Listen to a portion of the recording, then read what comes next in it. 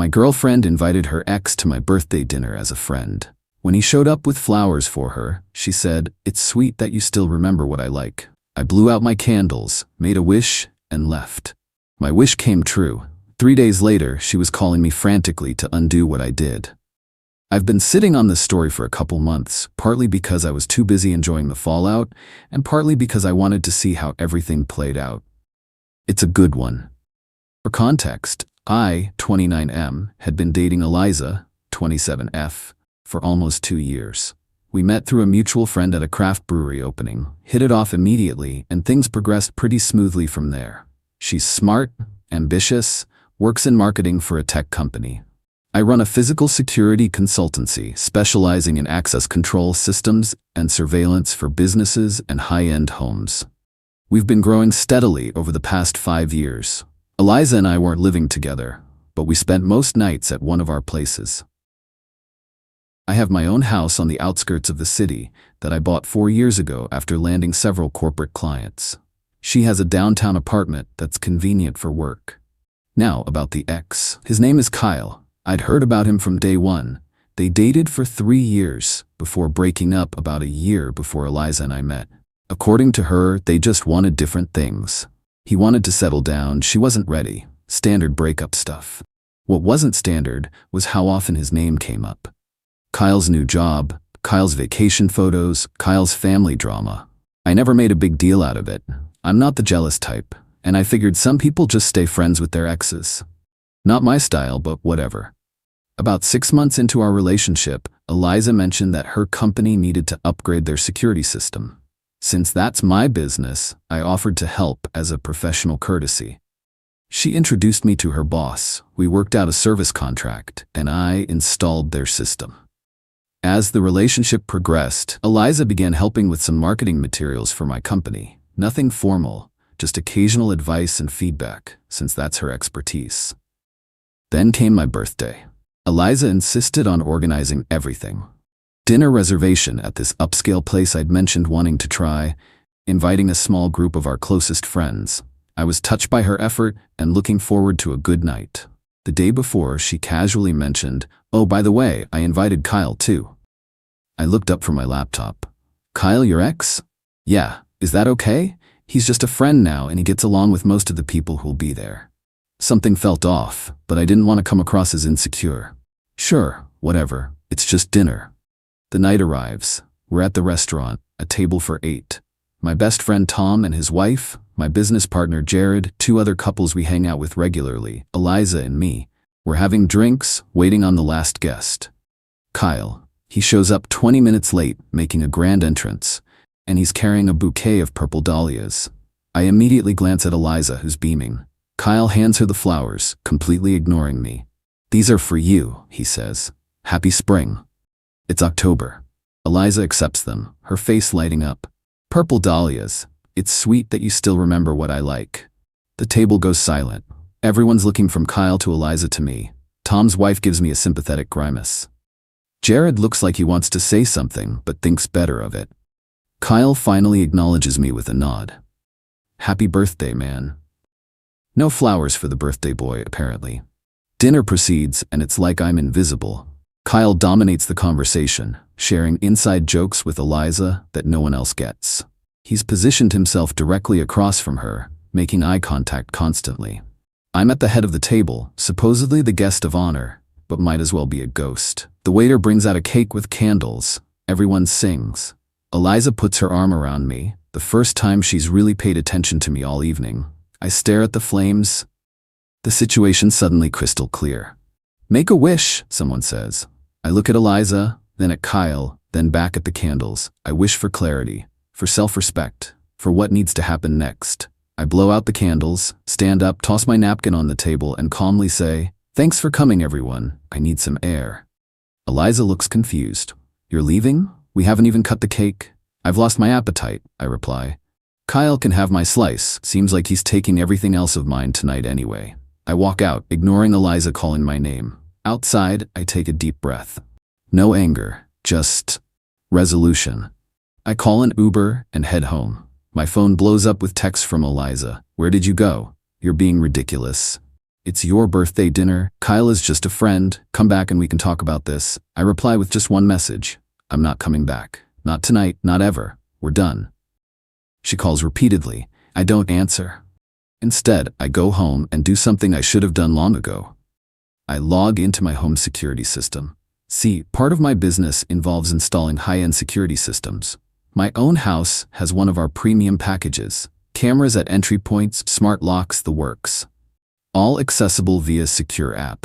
During installation, I'd explain the system to Eliza, showing her where the outdoor cameras were positioned for her safety when she stayed over. The system keeps detailed logs, and I regularly check them as both professional practice and personal security. I hadn't noticed anything unusual until now, but I'd also never had reason to suspect anything. I checked the footage from the past few months, focusing on days I was traveling for work. And there it is. A pattern emerges. A familiar car in my driveway. Kyle, using the access code to enter my house. Eliza, greeting him at the door in ways you definitely don't greet just a friend. I watch enough to confirm what I already knew, then stop. I don't need the details. I just needed proof. Next, I check access logs for my smart locks. Eliza has an authorized code. I notice another code being used on days when I was away. 5953. Looking at the entry pattern and cross-referencing with the security footage, it's clearly Kyle using this code. A quick check confirms 5953 spells KYLE on a phone keypad. Eliza had created a code for him without my knowledge or permission. I immediately revoke all access codes except my own. Change the alarm codes too. Then I send Eliza one text with a single frame from the security footage showing Kyle entering my house, timestamped from 3 weeks ago when I was at a conference in Denver. Her response is immediate. I can explain. I don't reply. Instead, I compose an email to her boss. Since we had a professional relationship through the security system I'd installed for their company, I politely inform him that I'm designating a different account manager from my team to handle their service needs going forward, citing a personal conflict of interest. I assure him there will be no disruption in service. I copy my company's operations director on the email, making it a formal business communication rather than something personal. Then I text my property manager, Mark, who's a close friend from college. 3 months ago, I'd purchased a condo in a building downtown as an investment property. It was a coincidence that it happened to be in Eliza's building. The opportunity came through a business contact, and the numbers made sense. I'd mentioned owning a rental property to Eliza but never specified where, and she never asked for details. The unit I bought was on the same floor as hers, but down the hall, Unit 3F, while she was in 3B. Hey Mark, tenant in 3F at Parkview mentioned water damage in the bathroom ceiling. Can you check it out when you get a chance? Might be a pipe issue affecting other units too. The tenant had actually reported this issue a week earlier, and I'd asked Mark to schedule a plumber, but the tenant's travel schedule had delayed the inspection. Now seemed like a good time to follow up.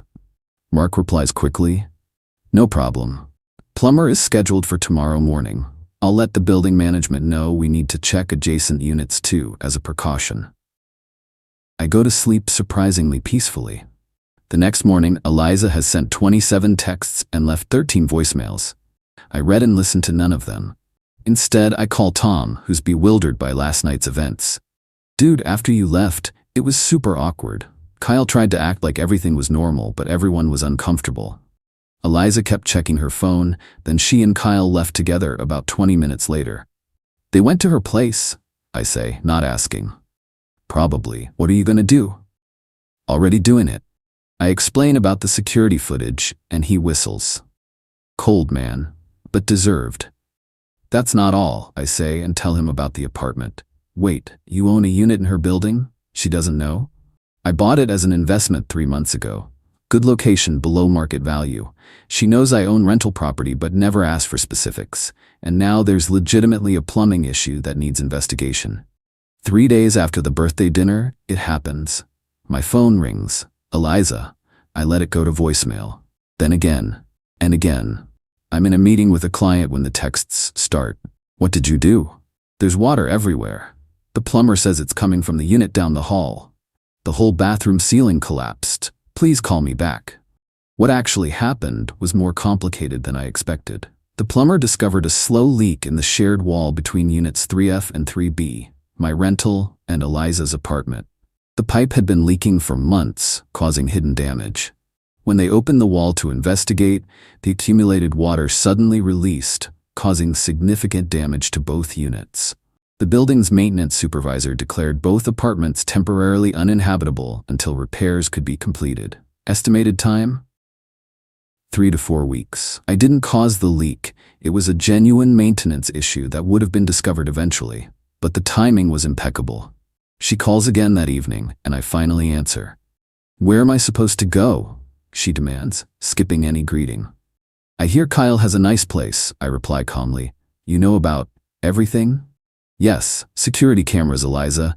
Did you really think I wouldn't notice you bringing him into my house while I was away?" Silence then. "I was going to tell you." "When? After my birthday, when you made me sit there while he gave you flowers? Or maybe after I found his access code in my security system?" 5953. "Really?" More silence. "Look," I continue, "what you do now isn't my concern. We're done. I've already packed up your things from my house. They're in a box in my garage. Let me know when you want to pick them up, and I'll make sure they're left outside for you." "You can't just—" "I already did." "Oh, and you no longer have access to any of my company's marketing accounts. I've informed your boss." "You're ruining my life over one mistake," she cries. "One mistake? You've been sleeping with him in my house for months. That's not a mistake, that's a campaign." "Fine," she snaps. "You know what? Kyle and I belong together anyway. He never stopped loving me." "Great. Congratulations. I'm sure you'll be very happy together." I hang up, block her number, and pour myself a drink. Happy birthday to me. 2 weeks later, I'm at a coffee shop when Tom texts me. "You see Instagram lately?" I hadn't. I check and find Kyle has posted photos of a weekend getaway with a woman who isn't Eliza. The caption, "Weekend escape with my favorite person. #no filter, #just happy." I almost feel bad for Eliza. Almost. A week after that, I run into our mutual friend Sarah at a brewery. She fills me in on what I've missed. Eliza had moved in with Kyle after her apartment flooded, assuming they were finally official. 3 days later, his ex came back into the picture. He asked Eliza to leave. She's now staying at an extended stay hotel that's eating up most of her paycheck. "She really messed up," Sarah says. "She had a good thing with you." "Water under the bridge," I reply, an unintentional pun that makes me smile. For what it's worth, I told her she was being stupid. Kyle was always a player. I shrug. Not my problem anymore. And it wasn't. I felt no anger, no desire for further revenge. The universe had handled it perfectly. 6 months later, my security business continues to thrive. I've hired a new technician and expanded our service offerings. I'm dating casually, nothing serious. My house is peaceful. I received one last email from Eliza about a month ago. Her apartment repairs were finally complete. She'd moved back in and found one of my sweatshirts in the back of her closet. Did I want it back? I replied with the address of a local donation center. Sometimes the best revenge isn't some complicated scheme. It's just standing up for yourself, walking away with dignity, and letting natural consequences unfold. And sometimes, birthday wishes do come true.